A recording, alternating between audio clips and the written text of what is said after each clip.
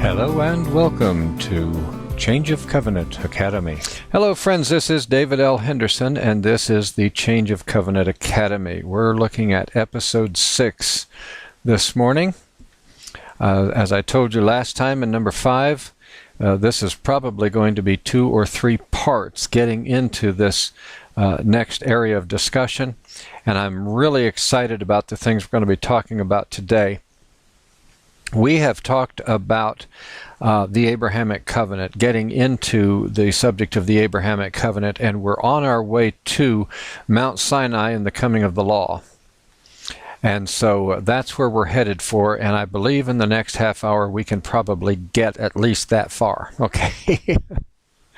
Now, one of the things that I want to mention, we've talked about the fact that this covenant with Abraham is a relationship. It is a life-changing relationship, a life-altering relationship. In a episode or 2 back, we talked about how that when my wife and I entered into a marriage covenant, the marriage license is not our covenant. The wedding itself was not our marriage, our covenant. The photo album, the wedding video, these things are not the relationship. It's the relationship between the two of us that is the marriage. And so there are a lot of things we could talk about, contracts and formal agreements and things, but those things are not the covenant according to what Moses is talking about when he wrote the book of Genesis. He's not talking about formal agreements or contracts. He's talking about relationships. And these are life-altering relationships. If, God forbid, something should happen to my wife and I and we should go our separate ways, she would not simply go back to her parents' house or me to my parents' house and just pick up where we left off all those years ago. Our lives have been changed. We're different people today because we entered into this relationship. You see, the same goes with an adoption. That was the other example of a modern day covenant that we talked about, when a couple take into their home a child who was born to someone else, and they bring that child into their home and they adopt it. And there is formal agreements. There are formal contracts that have to be signed, and papers have to be filed and whatnot.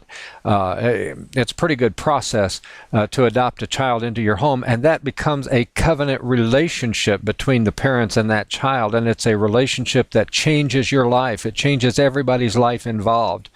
That if you stop that, if you, having gone through that process, if you then put an end to that relationship, the child decides he doesn't want to be your child and he goes off on his own, he doesn't just go back to the orphanage like he was.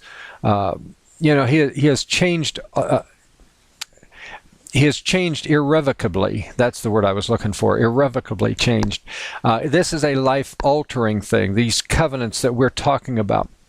Well, the thing that God said to Abraham right at the beginning was, take this covenant, this relationship, and teach it to your children and your children's children. This is a self-perpetuating covenant. This is a relationship that's going to go on, and eventually, Abraham's children became the nation of Israel, and into that nation, that covenant nation, Jesus was born.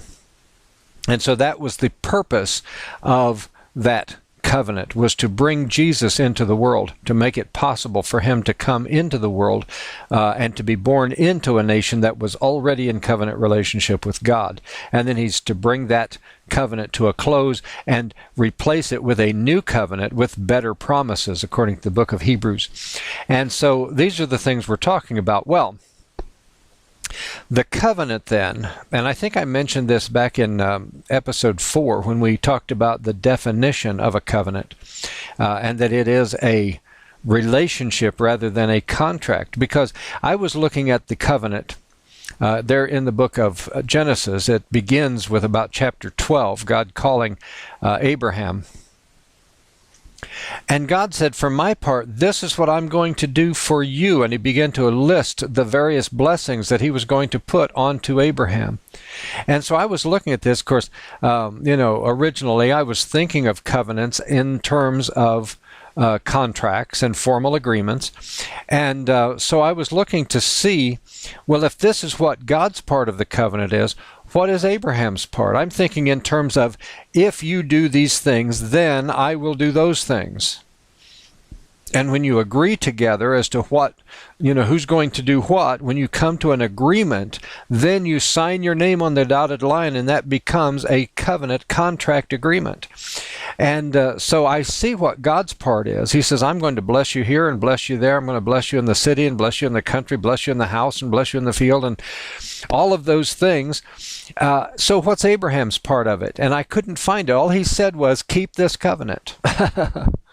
And so I'm thinking, well, keep what? What is Abraham's part of the contract? Well, once I saw that this is not a contract or a formal agreement, then I recognized that Abraham's part is simply to maintain his relationship with God. But it's not just for Abraham. He said, keep this covenant, and teach it to your children and your children's children from generation to generation. It's going to perpetuate itself down through the ages until, as Paul says, until the seed should come to whom the promise was given, which is Jesus. Okay, Paul gets very specific. That's where we understand, coming back into Genesis, what exactly is God saying to Abraham. Well, Paul gives us some clues there in Galatians and Romans and other places. He talks about these things, and also the book of Hebrews tells us a good bit about how these covenants fit together and how they work out. And so what we have is God making a covenant relationship with Abraham. Now, keep this covenant. That's Abraham's deal. That's Abraham's obligation as far as this covenant is concerned. You keep this covenant. Maintain your relationship with me. Take me into account. This is God speaking to Abraham. Take me into account when you make decisions, when you have problems, when you have situations arise. Come to me and take me into account. Bring me into your life and let me be part of your life. Keep this covenant. Keep this relationship alive. Well, as long as it's just Abraham and God, Abraham didn't have much problem with that. He did a very good job of keeping his covenant with God. He was a man and he had problems, he had weaknesses, he had temptations, etc. He was not perfect by any means. And we know that, he made a number of tremendous mistakes over the course of his covenant with God. But he did a very good job of maintaining his covenant, and he taught that covenant to his son Isaac. Now, we're not going to go into the entire, all of the details of how Isaac is born, Hagar and Ishmael and all of those things, but we may get into that later on, especially when we get into Galatians, because Galatians talks about those things, the symbolism that we can see in Abraham and Sarah's life with Hagar and Ishmael, going from the old covenant to the new covenant, the child of the bondwoman not being heir with the son of promise, and that sort of thing. We're not going to get into that at this point. We will probably later on, because these things are important. But for now, I'm just making the point that when it's just God and Abraham is capable, he's able to maintain a very good relationship with God and to promote this relationship to his son Isaac. Isaac now has two sons. He had twin boys, Jacob and Esau. Esau was the elder son, and naturally, under normal circumstances, he would have been the birthright heir. Normally, the covenant of Abraham would have passed on to Esau, but Esau was a bit of a flake. And he passed up his birthright as the oldest son, as the firstborn of the twins. He gave up his rights. And Jacob became the birthright heir. And so he took that covenant and made it his own. Now, Isaac did a pretty good job of keeping the covenant as well, the same as Abraham had. If it's just God and Isaac, there's not much problem there. But when he passed that covenant on to his son Jacob, now again, as we said with Abraham, Isaac had his faults. he made some mistakes. In fact, he made some of the same mistakes that Abraham made. Not all of them. But we know that these people are just human beings. And not only that, they're not born-again human beings. These are completely natural, unregenerate human beings that God is dealing with in the process of bringing things to a point where he can send the Messiah into the world to die for our sins, to undo the things that Adam allowed to take place in the Garden of Eden. So as we see ourselves progressing along this timeline, we see Abraham, we see Isaac, we see Isaac having his flaws and his faults, making some mistakes and doing things, but he did manage to pass that relationship on to his son Jacob. Jacob then had 12 sons. And most of them were flakes. I mean, if you read the book of Genesis, that bunch of boys were nuts. And they ended up going down to Egypt because of the famine. You remember how that Jacob's son Joseph had been sold into slavery. His brothers got together and were going to kill him. And then they decided, well, instead of killing him, we'll sell him into slavery and at least make a profit off of him. He ends up in Egypt, and when the famine comes, you know the deal with all the dreams and stuff. You've all seen the movies, read the story. Joseph is down in Egypt, and because of him, he makes a way for Jacob and his brothers to come down into Egypt to survive the famine. Well, in a very short space of time, these 12 sons and their families have grown to the point where they are a nation. And here they are living in Egypt, and the Egyptians begin to get nervous. There's beginning to be more of them than there are of us. And if we don't stop them, these Israelites are going to take over, and they're going to enslave us. They're going to simply conquer us from the inside. And so the Egyptians rose up and conquered these Israelites, these offspring of Jacob. And now everybody that is in this covenant relationship with God, this entire nation of Israel, is in slavery in Egypt. And if God doesn't do something to alter this situation, he's in danger of losing that covenant. They're either all going to be slaughtered, or they're simply going to be absorbed into the Egyptian culture, and God is going to lose this covenant that he has worked so long to put together. And so he brings Moses into the scene. We're not going to go into all of the details of how Moses ended up coming in and becoming the leader of the nation of Israel as they come out of Egypt and set their feet back on the path to the promised land, back to Canaan. But we do say this, that when Moses came, he came to do two basic things. Now, according to Paul in the book of Galatians, Moses coming to rescue Israel from Egypt was 430 years after the covenant was made with Abraham. So here we see that in less than 500 years, from one man keeping a covenant with God to Israel being in slavery to Egypt, in less than 500 years, we have one man turning into a huge nation enslaved in the nation of Egypt, and needing to be rescued and brought back out, set back on the path toward the promised land so that they can then fulfill their destiny as the nation of covenant that the Messiah is going to be born into. And so Moses is going to do two things. First of all, he's got to rescue the Israelites out of Egypt and set them back physically on the path toward their promised land that God has given them.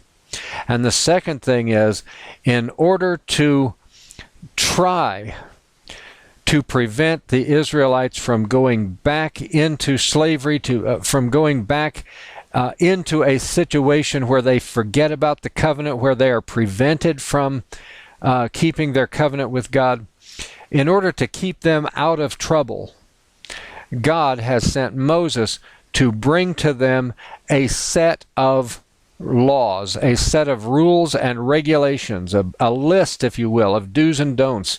These are things you can do. These are things you can't do. It's not enough. When you've got a whole nation of people, it's not enough simply to say, keep this covenant. One man, Abraham, can do that. He can keep this covenant. All you have to say is, listen, maintain your relationship with me. You know, two people, Jacob and Esau, one of them can keep the covenant, the other one can't. 12 sons of Jacob, most of them are flaky.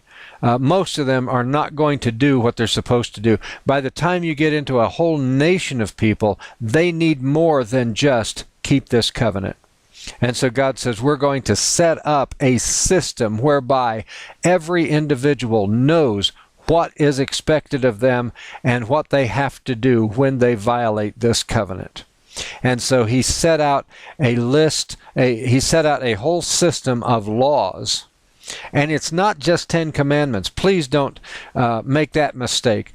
The law of Moses was more than just 10 commandments. He had all kinds of things. He had he had a priesthood set up with Moses' brother Aaron as the high priest. He had rules and regulations about what kind of clothing the priests were going to wear, what kind of sacrifices. How do you build an altar? How do you slaughter an animal and burn its carcass on the altar in order to atone for the sins of the nation and the sins of individuals? All of these things. The building of the tabernacle was included in the law of Moses. I mean, down to the very detail of how many boards are going to hold up the tent and that sort of thing.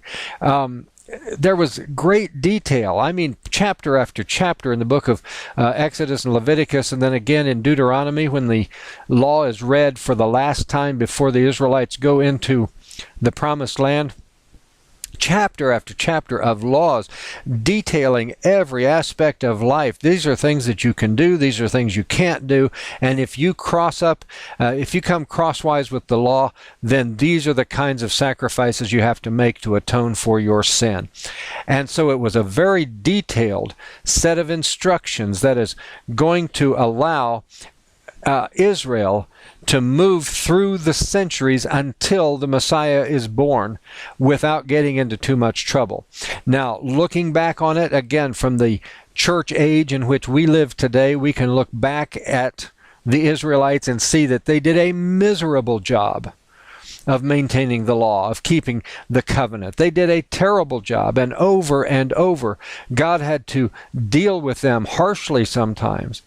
In fact, we get a very distorted view of God when we see how he dealt with the Israelites. And we have to understand that from the point of view that they were in all those thousands of years ago, there was very little God could do with them. He had to deal harshly with them. They were not born again. He couldn't just speak to their hearts as he does with you and me. When I do something wrong, God speaks to me, and says, hey, that wasn't right. You need to go make that right. You need to go apologize. You need to go straighten that thing out. And then you need to come back here and repent. We do that all the time. He could not do that with these sinful Israelites, because they were not born again. They were not in spiritual relationship with God. Their relationship with God was purely physical. They were not capable of any kind of what we think of as a born-again experience. They were not living in a spiritual relationship with God. And so God has to outline this set of do's and don'ts simply, and this is an important point, simply to keep their flesh in check. It simply provided boundaries for their behavior. There are certain things you can do, certain things you can't do. If you cross the line, then you're guilty of sin, and then you have to bring a sacrifice to be offered on the altar. And so that's really where Israel is at.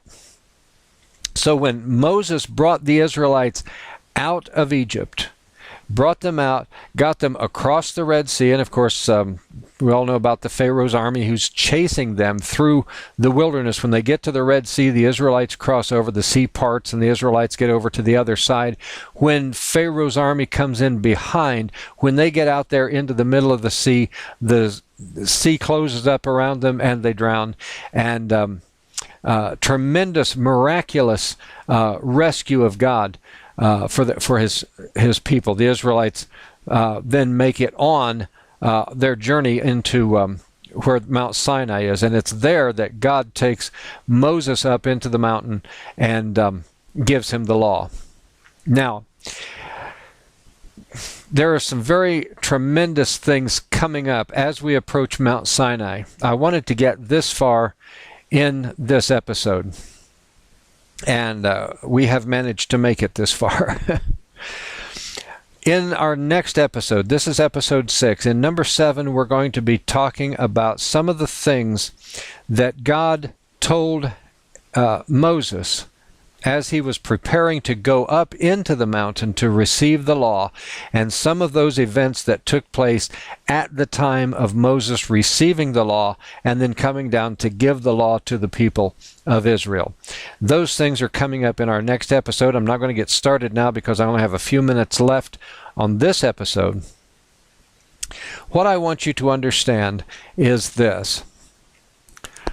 As we progress through the God's dealings with Israel under the Old Covenant, again, we're trying very hard not to get too far into the details, and we're not going to get much detail in this because we're simply laying the groundwork for the change of covenant. That's our entire purpose for being here, is to talk about the change of covenant and how our covenant in this period that we live in, this church age, the new covenant that we live in, is so different. There are elements of the old covenant that are shadows of what is to come. But we live in the reality. We can look back and see the shadows, but we have to understand that those things were shadows. And there was a lot of things that God did with Israel in the Old Covenant that simply do not apply to us because we live in a different time period. We're in a different situation. When God is dealing with Israel, He's dealing with a bunch of people who are unregenerate. They are not born-again people.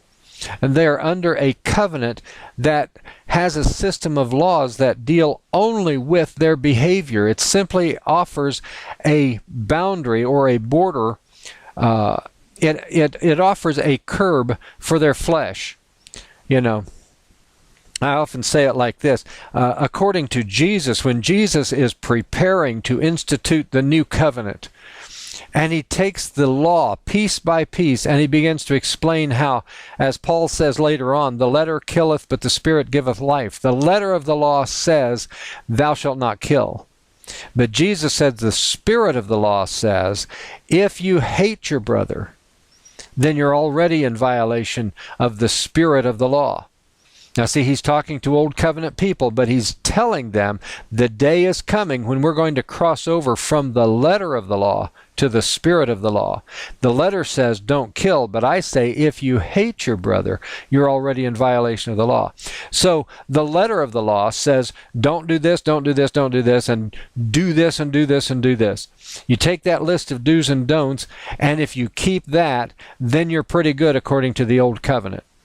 But look at this. You can sit in your house under the Old Covenant and you can absolutely despise your neighbor. Why, that old so-and-so, if I had a hammer, I'd go and just teach him what for. You know, I'm going to go and, boy, you know, just give me a chance.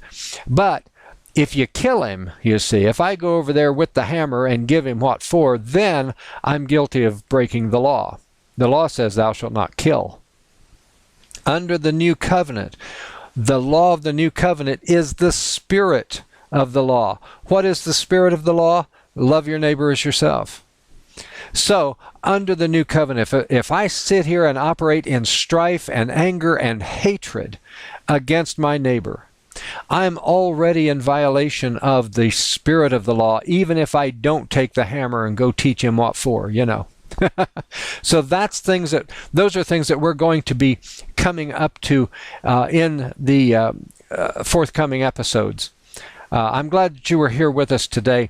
Don't forget, everything we do here at Change of Covenant Academy takes place through the website blog, okay, davidlhenderson.com.